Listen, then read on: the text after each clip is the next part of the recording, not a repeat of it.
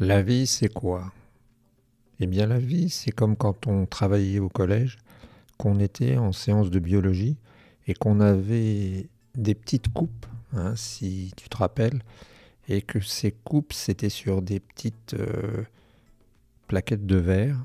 Et en fait, pour obtenir ces coupes-là, ben, on avait attrapé une lame de rasoir très fine et puis on avait fait la coupe d'une herbe, fait la coupe d'un morceau de viande. Et ça donnait finalement une toute petite partie qui nous renseignait sur l'essentiel. Et bien la vie, c'est un peu pareil pour moi, parce que la vie, pour moi, c'est une sorte de coupe qu'on fait et qui dépend essentiellement du moment où on est né. On peut être né à la guerre 14, on peut être né dans d'autres périodes. Et suivant cet endroit où on est né, suivant la petite coupe qu'on a faite, eh bien, on peut essayer de comprendre ce que c'est que le modèle global. Alors, c'est pas toujours facile, il y a différentes petites coupes. Parfois, comme je l'ai dit, on peut naître à l'Empire romain, on pourra peut-être naître en 2542, quand les gens habiteront peut-être sur la Lune. Pour l'instant, nous, on est au 21e siècle, hein, et on vit la vie qu'on vit. Voilà. C'est quoi l'homme ? L'homme, c'est un hyperprédateur. C'est finalement une sorte de petite chose qui était dans la savane, semble-t-il, il y a quelques centaines de milliers d'années, voire millions. Et en fait, un jour, alors que cette petite chose, elle était très vulnérable, hein, elle n'avait pas de griffes, elle n'avait pas d'ailes, elle n'avait pas de grandes pattes, eh bien, elle a eu l'idée de se servir de quelque chose qui n'était pas apparemment si rentable immédiatement, mais qui s'appelait le cerveau.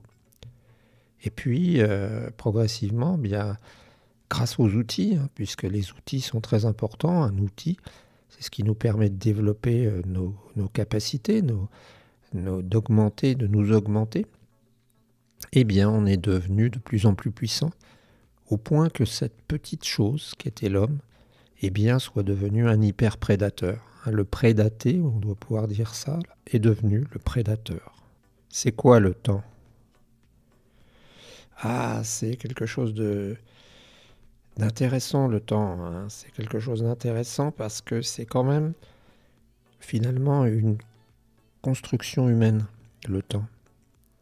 On commence à en prendre conscience quand on est petit et quand on nous montre des exemples de plantes qui poussent et qui meurent, de petits poussins qui deviennent des poules ou des coqs et qui font des œufs, ou alors d'arbres qui eux aussi poussent. Et ce qu'il faut bien comprendre dans le temps, c'est que c'est compliqué. C'est compliqué parce qu'on est au présent par la force des choses.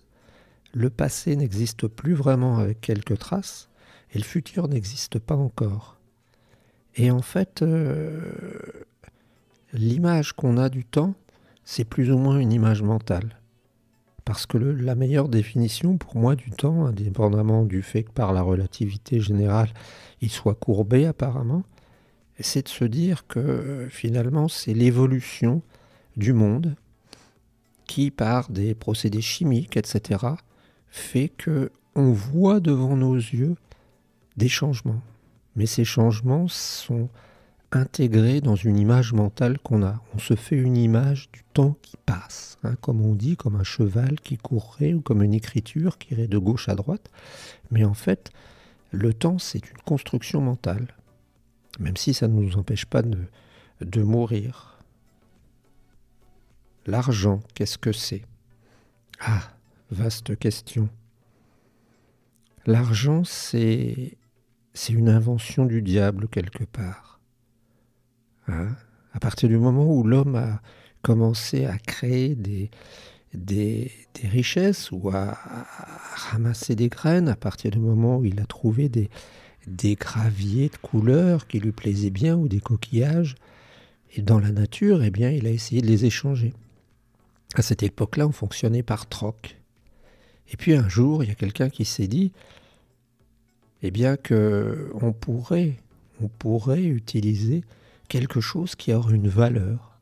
Et l'argent repose principalement sur la notion de valeur commune. hein, on le voit bien avec le Bitcoin ou je ne sais pas quoi, eh bien, l'important dans une valeur, dans une monnaie, mis à part l'or qui est une valeur refuge, eh bien, l'argent, ce qui est important dans l'argent, c'est la confiance qu'on a dans l'argent. Et ce qui est terrible chez les hommes, je pense qu'il y a un manque de discernement, de même que les gens qui habitaient en Amérique du Sud prenaient les conquistadors qui cherchaient absolument de l'or pour des fous. Eh bien, nous sommes victimes de cette même errance, hein, mentale, on est perdu. On est perdu parce que pour nous, l'argent, ça devient tout. Et on est prêt à faire tout pour avoir de l'argent. Parce que dans notre monde, le dénominateur commun, l'huile qui fait tourner la machine, hein, si tu as eu l'occasion parfois de tourner la chaîne de ton vélo, parfois tu mets un petit peu d'huile et puis ça va mieux. Eh bien, cette huile, ça s'appelle l'argent dans notre monde. Alors tout le monde, plutôt que de vouloir finalement ce qui pourrait nous intéresser, rechercher l'esthétique, la compassion des autres, enfin, je sais pas, eh bien, on passe notre temps à se casser la tête pour gagner de l'argent. En fait, on remplace un problème par un autre. Et je pense que c'est un gros problème de notre société. La maladie. Alors la maladie, c'est quelque chose de terrible. Parce que je parle de la vraie maladie, hein, je ne parle pas de la petite grippe qu'on a attrapée ou du doigt qu'on s'est tordu. C'est terrible parce que non seulement ça nous plonge vers ce qui nous fait le plus peur, c'est-à-dire notre disparition, mais ça nous plonge aussi dans la séparation potentielle des autres. Et quand on est malade, on dit qu'on s'appelle un patient, parce qu'on doit être justement patient. Et cette patience, elle est très dure, parce qu'il faut attendre des chiffres, il faut attendre que ça se remette. Et en plus, on est une société qui ne sait pas faire ça, attendre. Et il y a des endroits comme en Afrique ou en Asie où les gens ont le droit de venir avec leurs malades à l'hôpital, ils dorment à côté, c'est pas très prophylaxique, je sais pas comment on dit, mais en tout cas, ces gens-là ont le droit de rester, c'est beaucoup plus humain. Chez nous, c'est différent, à partir du moment où tu es malade, on te met de côté. Et on te coupe de tes proches. Alors pendant le Covid, il y a eu des choses horribles, hein, des gens qui ont eu leurs proches qui sont morts, qui n'ont même pas vu leurs proches morts, et qui ont juste reçu à un moment bien, des cendres. C'était horrible. Je pense qu'on ne sait pas faire la maladie, ou du moins la gérer pas très bien. Trévière. Trévière, c'est un petit village d'opérette. Ça ressemble un peu à, oui, une opérette d'Offenbach. Ça, c'est un peu comme une sorte de miniature, toute mignonne. Alors, j'ai l'impression qu'on a cassé le centre de Trévière, hein. On a eu l'idée géniale de mettre du granit de Vire qui est gris, qui ne fait pas partie de la région, dans le centre du village. Tout n'est pas perdu tout de même. On a eu l'idée de mettre une halle absolument horrible, on ne peut pas faire plus horrible, en face de la maison natale d'Octave Mirbeau. Ça, c'est dû à la municipalité. Toutefois, ça ressemble à une sorte de petit village. Pour autant, c'est pas un village idéal, hein. J'ai l'impression que, même si je dois avouer que quand je reviens à Trévière, je reviens chez moi, eh bien, ça peut-être, quand dans un petit monde clos, être aussi une sorte de vase difficile à vivre, un espace confiné où les gens se connaissent tous et où savent tous de tout le monde. Donc Trévière, oui, ça a un côté petit village d'opérette avec son cinéma, avec son fleuriste, avec son boulanger, mais peut-être qu'il cache bien son jeu. Je ne sais pas. Lémon. J'ai toujours été fasciné par Lémon. J'ai toujours été fasciné par Lémon parce que c'est un peu une montagne en pleine Normandie. Alors il y a bien entendu l'Orne, hein, où on a des hauteurs plus conséquentes. Mais là, on a une barre d'une vingtaine, une trentaine de mètres qui se dresse avec la maison de Monsieur de la Heuderie en haut. Et ça m'a toujours fait rêver. Quand j'étais jeune, je faisais voler des planeurs et je me suis rendu compte que ce que j'aimais, c'était plus peut-être que de faire voler les planeurs, monter tout là-haut, m'asseoir sur les sortes de marches, et puis dans l'endroit où c'était éclairé par les rayons du soleil, où il faisait chaud, écouter les sauterelles, et puis sentir surtout ces odeurs qu'on ne sent pas en bas dans la plaine. J'avais imaginé écrire une nouvelle où, quand j'étais jeune, il y aurait eu des gens qui seraient descendus des monts de temps en temps, des sortes de pillards, qui seraient venus piller le village à espace régulier. Mais je ne l'ai jamais fait. Le temps. Ah, le temps, c'est très important, ça. C'est très important en Normandie parce que le temps, eh bien, c'est quelque chose de fondamental. Hein, si on a vu le film un singe en hiver, avec merveilleux film, hein, c'est un des 5 plus beaux films du cinéma français, si ce n'est le plus beau, eh bien, on a Belmondo qui dit à un moment aux gens du cru, vous êtes des Esquimaux, vous vivez, il pleut tout le temps. Et en fait, ça donne un peu l'impression de ça, la Normandie.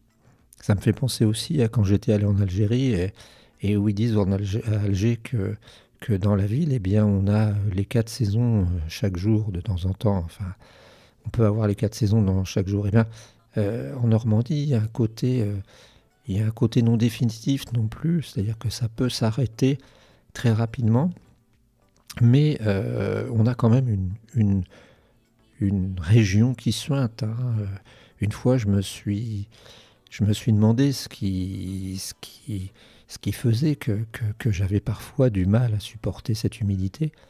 Et au moyen tu sais, des explorations avec les mouvements rapides des yeux, je me suis aperçu que c'était l'eau qui me faisait pas de bien.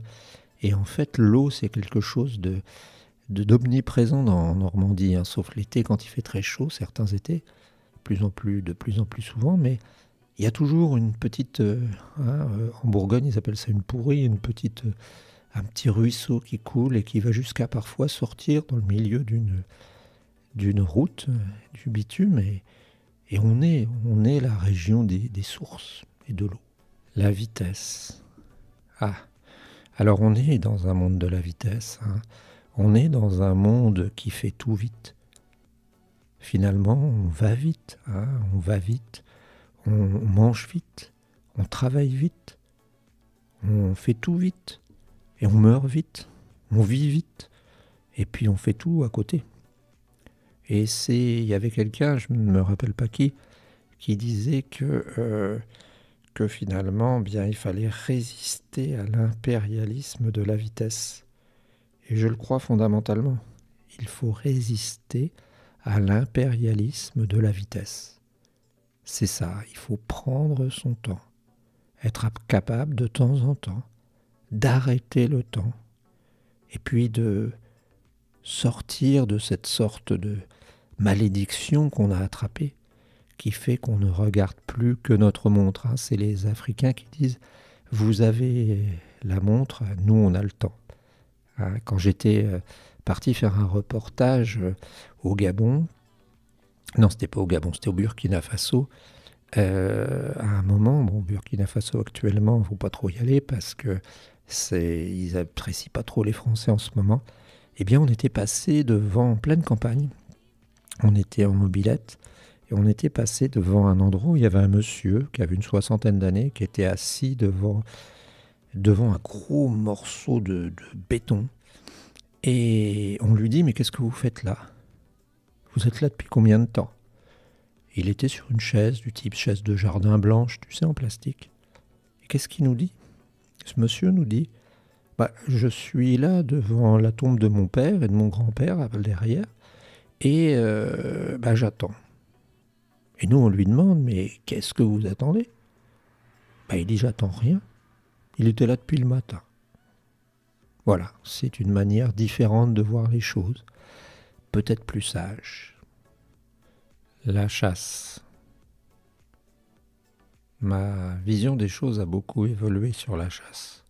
Je suis parti d'un sentiment où je m'identifiais assez bien à Marcel Pagnol quand il était dans La gloire de mon père ou d'autres. Et puis, progressivement, je me suis rendu compte que la chasse, eh bien, c'était violent et que j'avais pu, moi aussi, à des époques, tuer des animaux en acceptant de prendre un fusil pour tirer sur un lapin ou un oiseau. Et que maintenant, eh bien, même si je reconnais que c'est une affaire de tradition et que ça touche notre plus profond, notre être, eh bien, la chasse est quelque chose qui fait mal, quelque chose qui tue. Bien sûr, la chasse tue 1000 fois moins que les pesticides et toutes les saloperies qu'ils font quand ils enlèvent les. Mais c'est pas pour ça qu'il faut continuer à chasser. En fait, on devrait sur la chasse faire une sorte de conservatoire, enregistrer tous ces chasseurs qui veulent parler comme ça. On dirait voilà, vous voyez, c'était la chasse. Et puis après, eh bien, on laisserait les animaux tranquilles. Mais ça, c'est pas demain la veille. Hein. La ferme, les fermes. Moi, je suis né dans un endroit, à Dingy, près de 5 fermes. Il y avait la ferme de Monsieur Enouf, la ferme de Monsieur Pécrel, la ferme de Monsieur Rollin, la ferme de Monsieur Carrel et la ferme de Monsieur encore un autre. Et en fait, il y avait 5 fermes. Et depuis, maintenant, il n'y en a presque plus. Il n'y a plus de fermes. C'est devenu des maisons. Par contre, tout en haut de la commune, enfin tout en haut de l'endroit où j'habitais, eh bien, il y a une ferme, une très grosse ferme où il y a des turbo-vaches. Hein, une ferme où on doit faire peut-être 1 million de litres de lait par an, tu te rends compte? 1 million de litres de lait par an. En fait, on est passé finalement de l'artisanal, hein, de la bricole, hein, parce que moi j'ai vu encore des D22, j'ai vu encore Madame Le Goupil qui trayait, je la vois encore, cette dame, sur son seau avec sur son comment ça s'appelle, son tabouret, voilà, avec trois pieds, et puis avec un foulard sur la tête, penché vers la vache, et puis en train de presser les pieds pour avoir du lait. On allait chercher du lait avec une timbale en c'était pas de l'inox, non, une timbale en aluminium. Ce sera assez mal vu maintenant. Et voilà, ben c'est fini. Donc maintenant, c'est les maxi-fermes. Hein. Ils ont des tracteurs qui sont pratiquement gros comme des maisons, sans mentir. Et puis ben, ils épandent des saloperies sur le terrain. Et puis. Et c'est la rançon du progrès, c'est la rançon de pourquoi, eh bien nous, on n'est plus comme en 1900, 80% de la population à s'échiner à tirer un peu de subsistance de la terre. Maintenant, c'est le contraire. Les gars, ils arrivent, ils mettent jamais la main, ils touchent jamais la terre à la main. Hein. Ils passent à des vitesses folles. Et je me rappelle qu'à une certaine époque, on était, dans les années 80, on était au-dessus du Marais, nous, côté sud de Trévière, et on voyait parfois quelqu'un qui était un peu fantasque, là, qui semait son engrais assez rapidement. Et on aurait dit en troisième route ou je sais pas quoi. Et ça nous faisait un peu rire. On disait le type il est cinglé. Ben maintenant c'est ce qui se passe. Hein. Maintenant les faucheuses vont tellement vite parce qu'ils ont des faucheuses devant les tracteurs et derrière les tracteurs que même les petits animaux peuvent pas s'en aller. Ils ont à peine senti le bruit de la vibration de la machine que ils sont broyés. C'est une autre époque. Pas de commentaires. Les jeunes. Ah, alors les jeunes, ça c'est pas un gros problème, mais c'est une grosse question. Moi, les jeunes, je me demande comment ils font actuellement. Entre la guerre qu'il y a eu en Ukraine et qui a failli dégénérer, espérons que ça va se calmer, les histoires de Covid qui nous maintiennent tous comme des prisonniers, la crise économique, on rajoute un petit coup dessus de réchauffement climatique, montée des mers, enfin bon, un maxi incendie. Je me demande comment ils font pour avoir le moral. Parfois, j'aimerais bien parler avec eux, je les invite à venir me voir. Mais je me demande vraiment comment ils font. Et je pense que la seule, on va dire, la seule solution à ça, eh bien, c'est de réussir à dominer en agissant. Hein, parce que quand on a un problème, eh bien, la solution, c'est d'essayer de lutter contre ce problème. Non seulement parce qu'on va essayer de trouver des solutions, mais aussi et surtout parce que, eh bien, on va être capable de ne plus penser à ce problème comme une victime, mais plutôt comme un acteur du problème. Et ça, c'est fondamental. L'amitié. Ah, l'amitié, ça, c'est particulier encore. L'amitié. Eh bien, maintenant, hein, on connaît ça tous.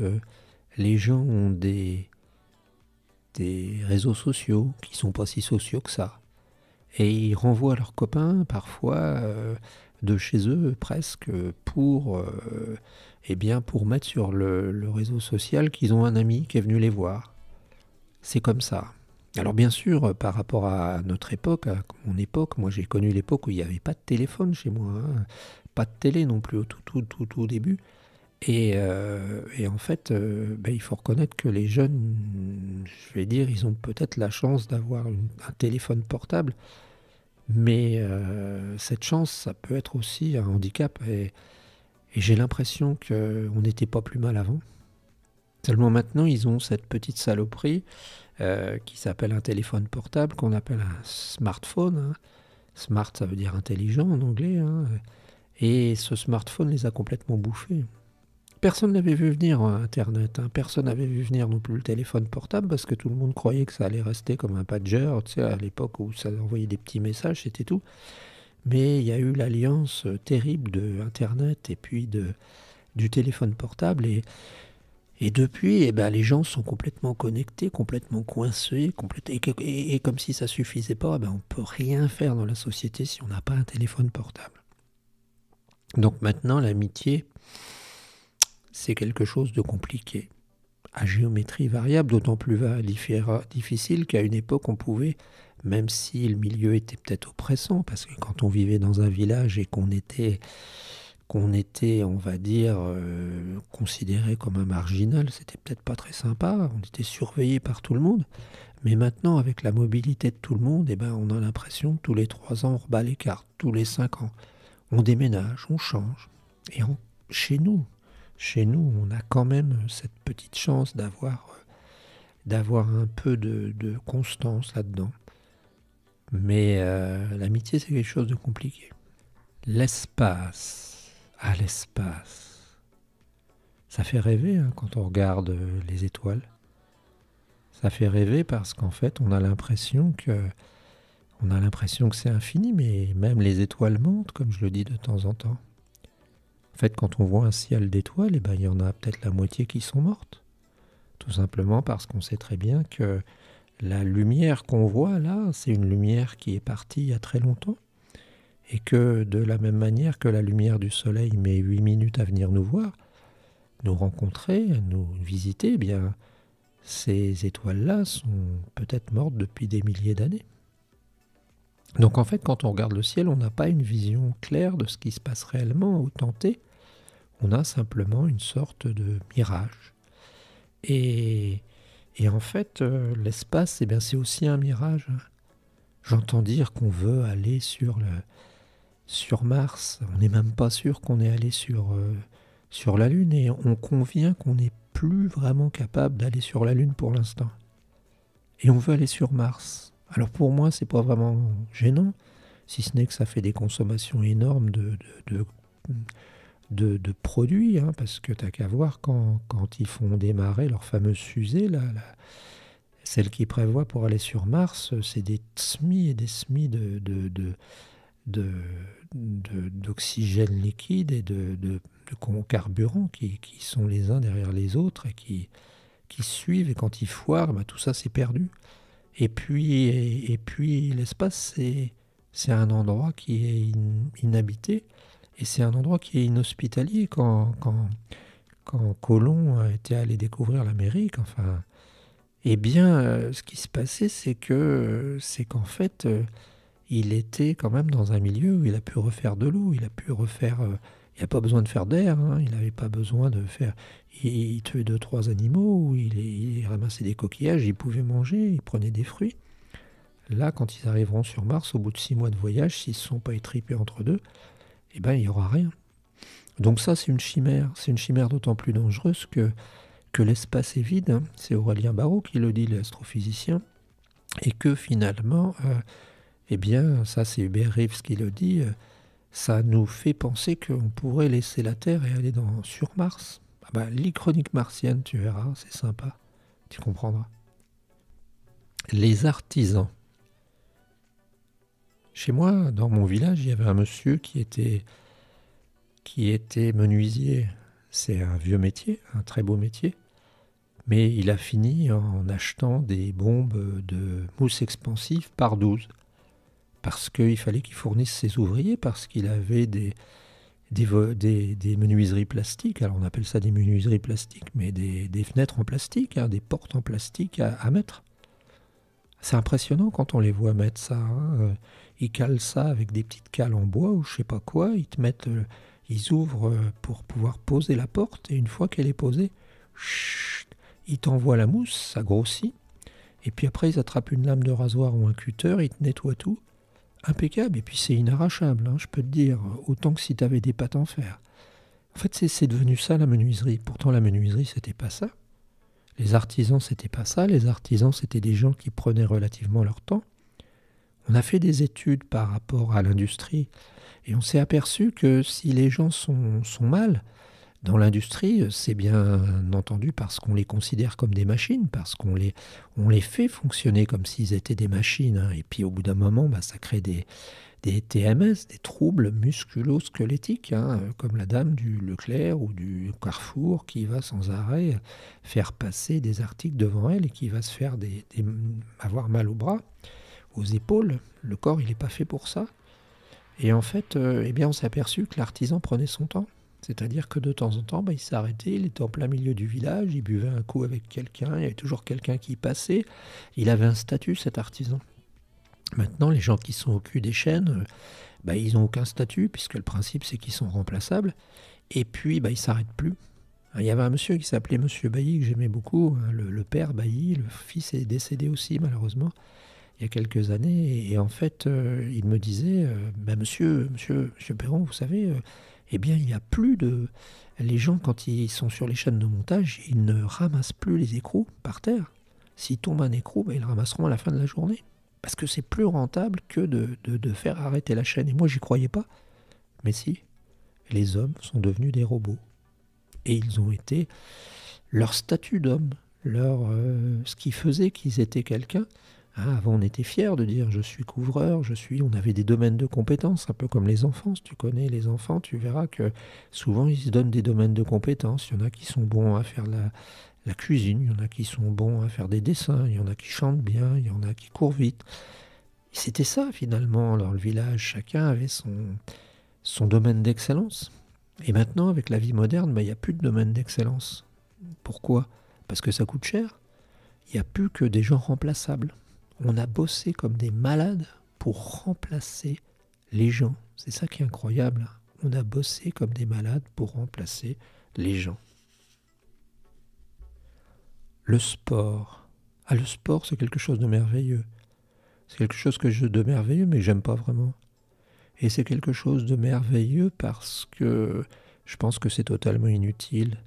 J'en ai parlé souvent.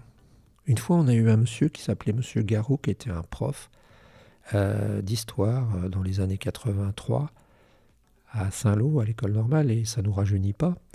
Et il nous avait dit le sport, c'est totalement inutile.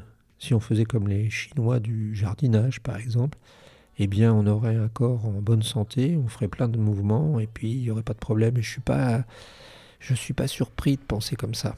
Je suis pas surpris je pense de cette manière. Plus ça va. Surtout quand on voit les grandes messes médiatiques, le Vendée Globe, quand on voit les Jeux Olympiques avec la cérémonie d'ouverture, où déroule des adjectifs sirupeux sur le sport. Il ne faut pas oublier que le sport, il était créé pour faire la guerre au début, hein, en Grèce. Hein, c'était pas pour faire autre chose, hein, c'était pour s'entraîner. Hein.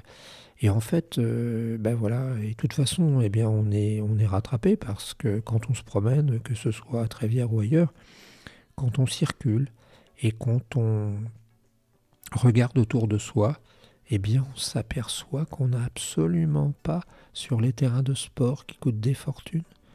Personne, pratiquement, sauf peut-être le skatepark à Bayeux pour 20 000 personnes, mais on peut bien avoir 2-3 gamins qui se promènent. Mais on n'a personne qui fait du sport. Par contre, on fait du sport avec ses pouces, hein, quand on fait de la Wii ou je sais pas quoi, ou quand on est sur son canapé. On est devenu des experts du sport en canapé pour regarder les autres. Voilà, c'est peut-être pas une vision objective des choses, mais je pense que c'est important. C'est important d'en être conscient tout de même. Moi, je pense qu'on devrait apprendre dans une vie à couper un arbre quand on a besoin de les couper. On devrait apprendre dans une vie à planter un arbre. On devrait apprendre dans une vie à faire du ciment. On devrait apprendre dans une vie à changer un joint. Pas un joint pour fumer, un joint de robinet. Hein. Ouais. Les nuages. J'ai toujours été fasciné par les nuages et c'est sûr que la Normandie est une région qui a des ciels magnifiques. Alors on dit des cieux peut-être, hein, ça dépend, les gens disent des choses différentes suivant les cas, mais il y a là des cieux magnifiques, hein, les impressionnistes à regarder ces petits flocons de blanc là comme ça sur une plaine, parfois ça fait même des avenues de nuages.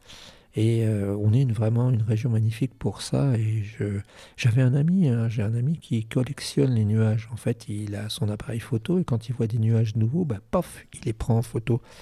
Et je crois qu'il y a une musique qui s'appelle Castle in the Sky ou je sais pas quoi, Clouds. Et en fait, bah oui, ça me fait rêver. Ça me fait rêver d'avoir un château dans les nuages. Et j'ai rêvé d'emmener des petits enfants qui auraient été méritants pour aller voler avec un avion dans les nuages. Alors on n'a pas le droit de voler dans les nuages légalement avec un avion, hein, quand on est en VFR, comme visuel, hein, parce que si c'est aux instruments, ils ont le droit, hein, mais en VFR, on n'a pas le droit de voler dans les nuages, mais par contre, on aurait le droit sans doute d'aller sur le bord des nuages et puis de se promener. Ce serait sans doute quelque chose d'assez sympa.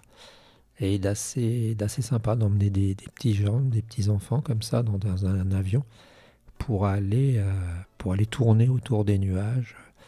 C'est des phénomènes très forts, hein, dans les nuages. Hein. Quand il y a les cumulonimbus et puis que ça commence à remuer, il y a plutôt intérêt à se tirer. Hein. Ça va à 20 à l'heure et ça met de l'orage partout sur son sillage. Mais ouais, les nuages de Normandie sont magnifiques.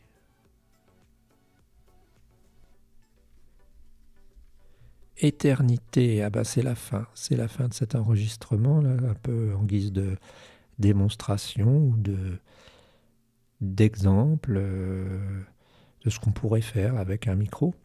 Et oui, l'éternité, qu'est-ce que c'est? Ben, il y a deux choses qui me font penser à l'éternité.